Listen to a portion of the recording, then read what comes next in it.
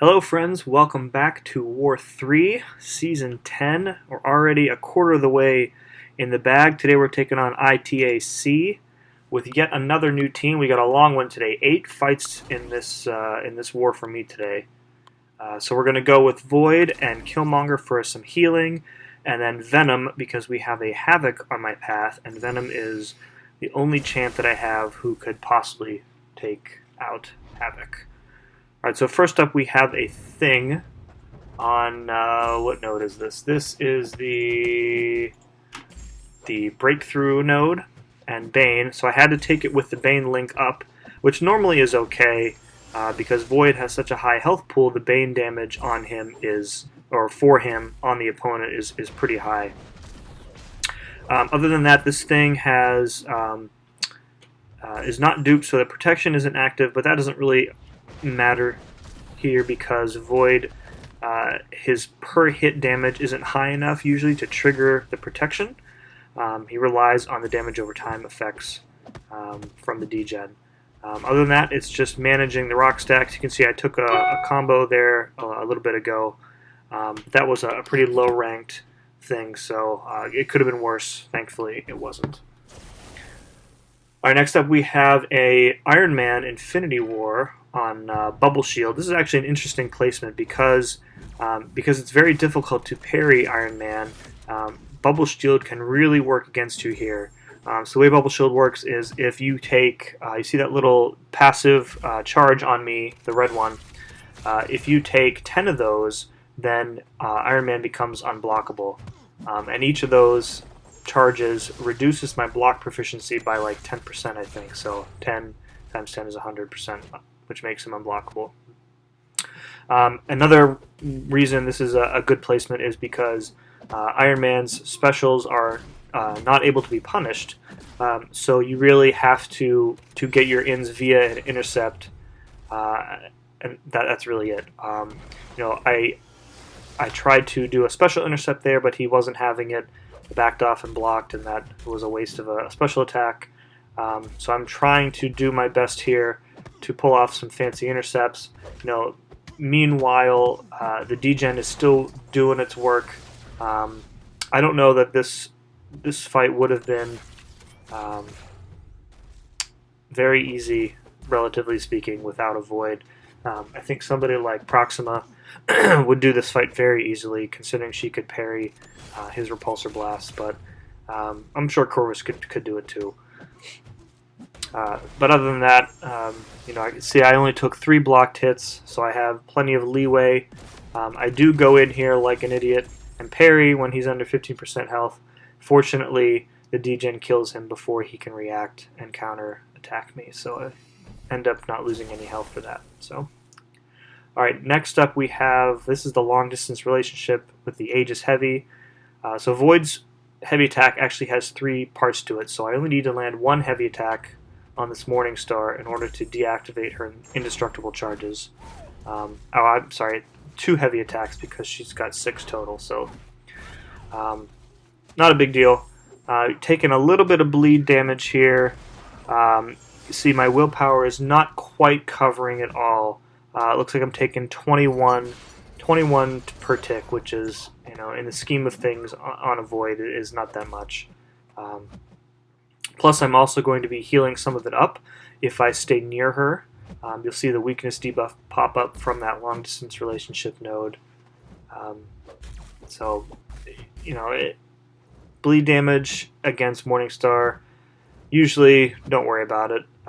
Unless she is, super ranked on a like one of those nodes that increases the duration or potency of bleeds, you don't really need to worry about it.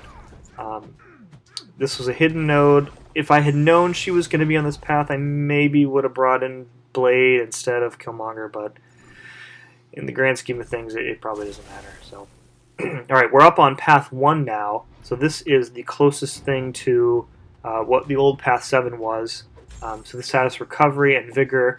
The difference is that this and the next node have Indomitable, which really kind of weakens Void a bit.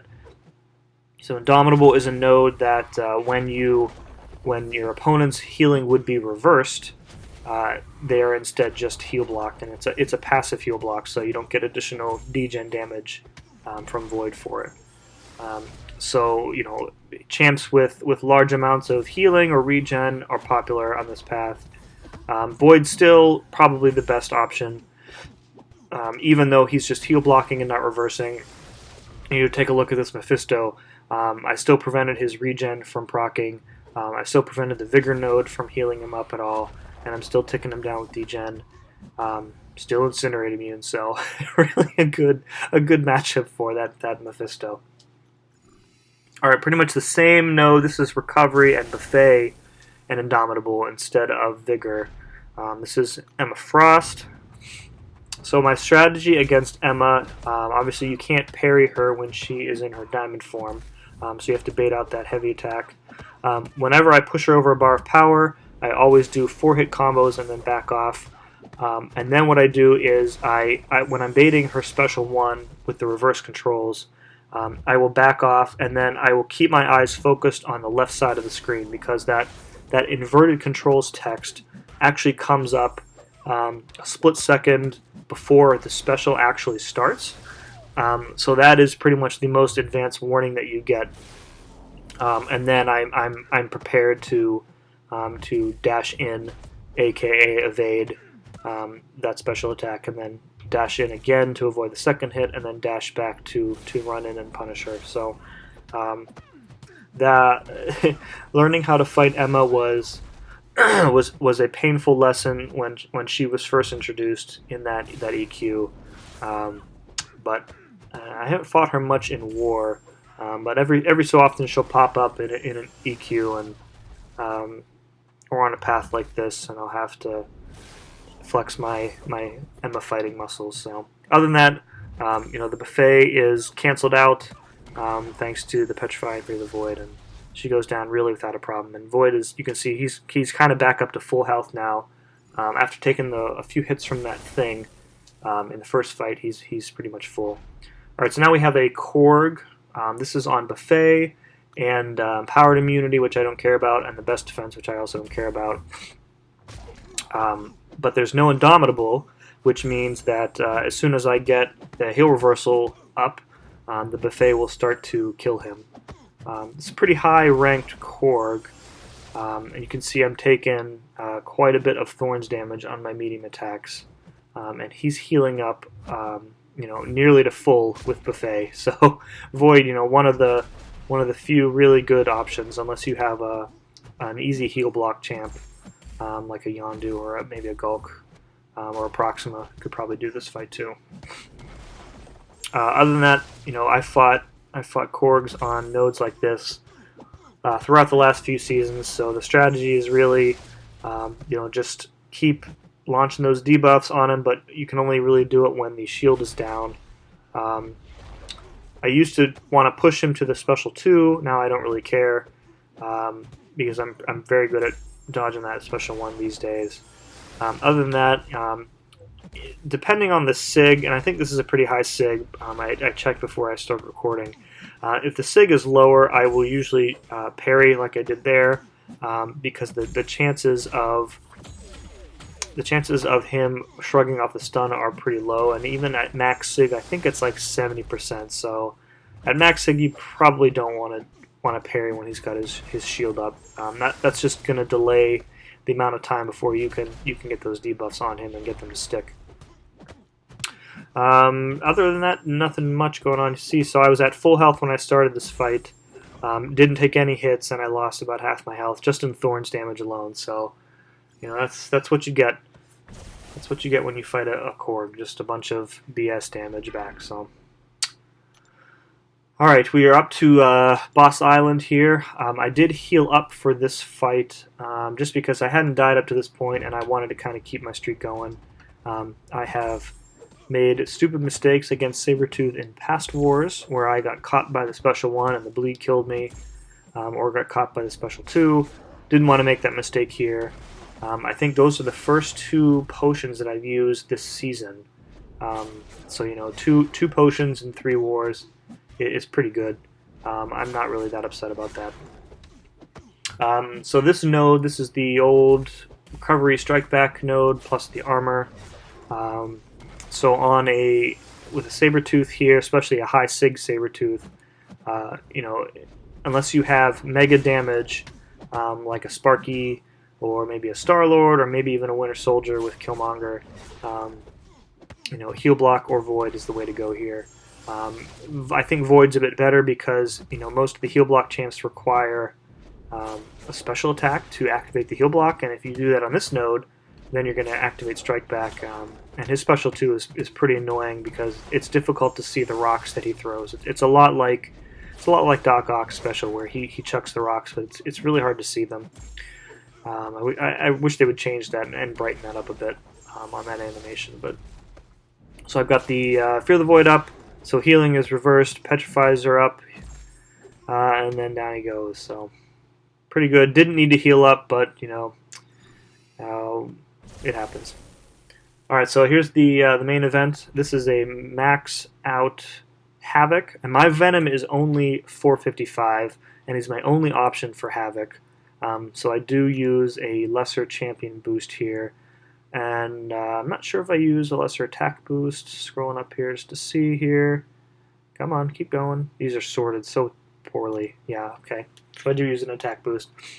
All right, so the way that I fight Havocs with Venom is pray that I get the armor up buff first. I don't, I get Fury. So basically then it's just bait out the heavy attack. He is debuff immune. So there, I finally get the armor up on the second heavy attack. So now I am immune to the plasma damage. The problem on this node, and I knew this going in, that I really probably wasn't going to survive this fight. The problem is that since Havoc is bleed immune, I'm getting no bleeds from Venom, and that is a large portion of his damage. And you can see that the other debuffs that I've gotten up, I've gotten 2 armors, a physical resistance, a cruelty, and a precision. So really, only one of those, the cruelty, is helping me. And there I just procced another physical resistance. So I'm healing up from the plasma thanks to willpower. If I had longer than 3 minutes, I probably could do this fight. If this was EQ, I absolutely would have finished this fight. As it is, I knew I was going to either time out or just try and go balls to the wall near the end, make a stupid mistake, and then just basically sacrifice Venom. Yeah, so I mistimed the dexterity on there. I pull off the intercept. You can see I'm doing like nothing to him. We're halfway through the fight and he's only 25% down. And here I mistimed the heavy attack, and then the feedback finally gets me. So yeah, knew that going in. That was just more like a sacrificial fight for Venom. But the good news is that we did pull out the victory, our first of the season. This was a big win for us. I think most of our defense, at least in my battle group, held, which is big points, making up for those first 2 losses, which weren't very good wars for us. So next war, the ranking should be out. So hopefully we can stick around in Platinum 3. Well, I won't really be upset if we drop to Gold 1, and I have 0 expectations that we'll move up to Plat 2 at this rate. So we'll see what happens. Until then, thanks for watching.